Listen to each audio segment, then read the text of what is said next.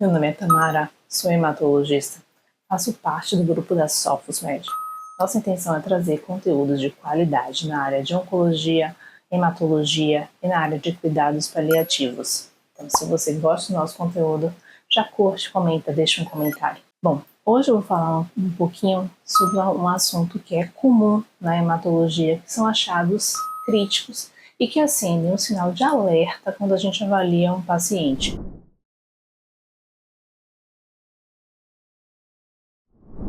A maioria das doenças hematológicas são doenças benignas, que a gente maneja, investiga, trata a nível de consultório. Mas, algumas vezes, a gente vai achar no pronto-socorro no paciente internado, ou muitas vezes mesmo no consultório, pacientes com achados clínicos, laboratoriais, de imagem, que fazem acender para a gente aquela luzinha vermelha de que algo grave pode estar acontecendo. Hoje, vou contar um pouquinho para vocês desses detalhes críticos que a gente pode achar na avaliação clínica inicial de um paciente e que a gente aprende com o decorrer do tempo e da prática clínica. Já na avaliação clínica inicial, na história clínica do paciente, aqui eu estou falando da população adulta, tá? Podemos ter algumas dicas de que alguma coisa grave está acontecendo. Por exemplo, o paciente com muita astenia, muito cansaço, uma limitação funcional pode significar uma anemia moderada grave, paciente que tem sangramentos imotivados, cutâneo, mucosos, ou então desproporcionais, pode ter alguma discrasia de coagulação, algum distúrbio da coagulação, tanto das plaquetas quanto da parte dos fatores de coagulação. Paciente que pode ter sudorese noturna, precisa trocar roupa de cama, precisa trocar a própria roupa por uma sudorese desproporcional à temperatura. Isso pode acontecer nas doenças linfoproliferativas e até algumas doenças mieloproliferativas, como mielofibrose, por exemplo. Isso pode acontecer. Perda de peso motivada, desproporcional. A gente fala de uma perda de peso maior do que 10% do peso do paciente em 6 meses. Doenças linfoproliferativas, uma mielofibrose também, isso pode acontecer, é um sinal de alerta para a gente. Febre persistente pode ser um quadro infeccioso associado, às vezes, até mesmo que sejam oportunistas, uma micobacteriose, ou então pela própria doença, que pode causar doenças mieloproliferativas, como a mielofibrose, ou doenças linfoproliferativas também podem estar implicadas. Dor persistente, progressiva, que não melhora, pode estar associado tanto a aumentos de vaso, fígado, ou de linfonodos, ou alguma outra massa, ou até mesmo fraturas patológicas, por exemplo, no caso do mieloma, isso pode acontecer. Então, todos esses achados só na história clínica já podem implicar para a gente alguma alteração hematológica grave, por exemplo, aumento do volume abdominal com empachamento no hepatosplenomegalia, pode acontecer em doenças linfoproliferativas, mas também mieloproliferativas. Então, todos esses achados acendem um sinalzinho vermelho. Quando você vai para o exame clínico, às vezes você encontra equimoses grandes, hematomas, púrpuras petecas, né, céu da boca, por exemplo, é uma coisa que geralmente é gravitacional, vai subindo, começa nas pernas e vai subindo numa PTI, por exemplo. O hepatosplenomegalia, às vezes grande monta, que a gente palpa ao exame clínico, linfonodomegalias, então cervicais, supraclaviculares e epitoculares sempre chamam a atenção. Inguinais, axilares, e aí não é aquele linfonodo mais de 1,5 centímetro, são linfonodos aumentados, fusionados, assim, todos grudados, endurecidos, e às vezes de rápido crescimento. Então são sinais que a gente precisa ter uma pulga atrás da orelha de que alguma coisa está acontecendo ali por trás, que a gente precisa ter um manejo mais rápido. E aí você passa para a próxima etapa da nossa avaliação, que são os exames complementares. Eu estou falando aqui de exames complementares básicos de uma avaliação inicial do paciente. Eu estou falando de uma investigação hematológica mais aprofundada. Aquele paciente que você recebe na primeira consulta, que vem com os exames que o clínico solicitou e te encaminhou. Então, esse paciente no hemograma a gente já pode ter alguns achados. O que chama atenção nos casos de anemia. Que anemia, tá? Mas principalmente as moderadas, com hemoglobina menor do que 10, ou graves, que é menor do que 7. Pode ser qualquer morfologia, pode ser normocítica, micro, mas as macrocísticas chamam a nossa atenção. A gente deve estar tendo alguma eritropoiese eficaz. Então a gente já fica um pouco mais com a pulga atrás da orelha. Muitas vezes a descrição de eritroblastos, né? E a gente pode ter aí uma eritropoiese extramedular, por exemplo, na mielofibrose, algumas doenças mieloproliferativas, outras. É outra coisa que a gente precisa estar atento. Nos leucócitos, lembrar que tanto a leucopenia que seja uma leucopenia mais importante, quanto a leucocitose, são dois extremos que chamam a nossa atenção de uma possível doença grave.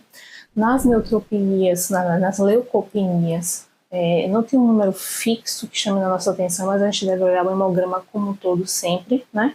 E encaixar naquele contexto clínico do paciente. Quando você tem leucopenias, principalmente as custas de neutrófilos menores do que 1.000, principalmente menores do que 500, aí já é muito grave, aumenta muito o risco infeccioso do paciente.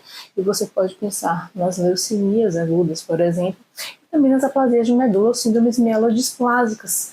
Então, são situações que muitas vezes a gente deve, na verdade, internar o paciente para fazer uma investigação mais rápida. Ainda nos leucócitos, as leucocitoses são outro ponto de atenção, principalmente as leucocitoses maiores do que 20.000, tá?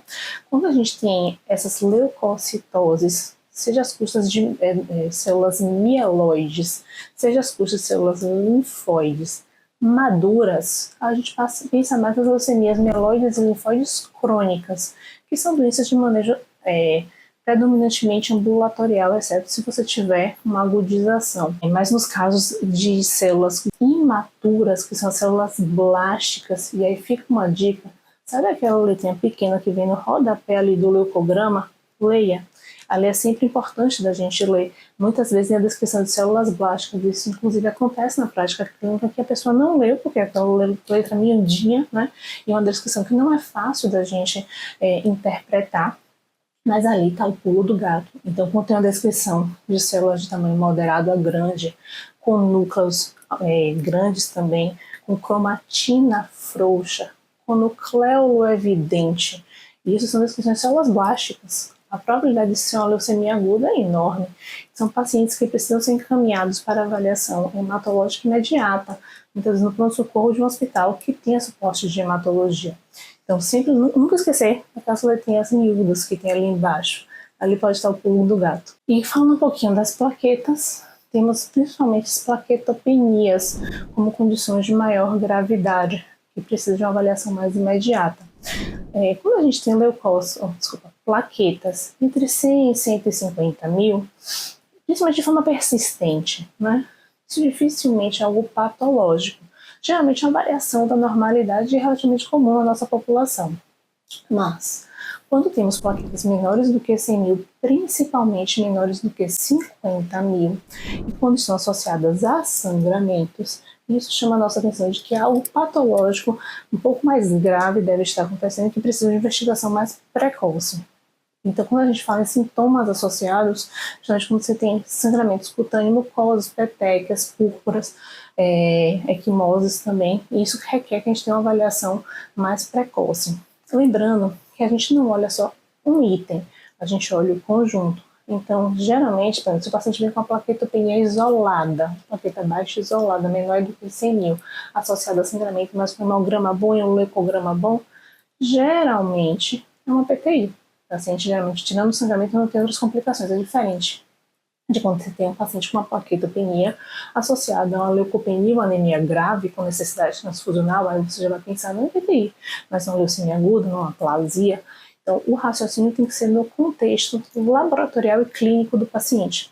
E o hemograma traz muita informação, mas é extremamente rico, eu diria que é o exame mais bonito que tem. Mas você tem outros exames que são extremamente importantes. Por exemplo, alterações do TP e do TTPA, principalmente quando estão alargados, né? Então, esses pacientes eles podem ter um quadro, por exemplo, de tromboses associadas, uma anemia microangiopática associada na descrição do hemograma tem ali esquizócitos, pode ter uma plaquetopenia associada também, um paciente que pode ter essa microangiopatia, cursar com tromboses, apesar de um TP e um TTPA alargados. Então você tem que ver todo o contexto do paciente, mas sempre chamar a atenção de que esses exames laboratoriais alterados, principalmente nesses limites críticos, precisam de uma avaliação precoce. E aí você tem que ver outros parâmetros. LDH, nas doenças linfoproliferativas, também mieloproliferativas vão estar alargados, geralmente, principalmente quando são as agudas, né? Pacientes com THS elevado, PCR estourado para uma infecção associada. Muitas vezes tem disfunção renal e com ureia-creatinina alterados associados. Acontece muito nos pacientes com mieloma múltiplo, mas o paciente pode ter também uma síndrome de lise tumoral associada a uma doença linfoproliferativa agressiva, às vezes até mesmo espontâneas, Também chama a atenção uma bilirrubina indireta aumentada no caso das microangiopatias, na qual você vai ter uma anemia associada a uma plaquetopenia, associada à trombose. Então, são achados que a gente precisa sempre investigar. E lembrar, citopenias, principalmente quando são níveis, uma plaqueta menor do que 100.000, de um leucócito mais baixo, principalmente com neutrófilo menor do que 1.000, uma anemia com HB menor do que 10, nunca deve ser considerado normal. Sempre precisa ser investigado. E quando você tem os sinais de alerta, então valores que são críticos, associados a sinais e sintomas clínicos que necessitam de uma avaliação mais rápida, precisam ser encaminhados esses pacientes para o hospital para ter uma avaliação hematológica mais precoce. Esse tema de alterações críticas em hematologia ele é extremamente rico. Trouxe aqui uma pincelada do que a gente deve pensar ao avaliar um paciente com achados críticos em hematologia, mas isso traz muito, muito, muito mais pano para manga. Então, se gostou, curte, compartilha, traz seu comentário para a gente.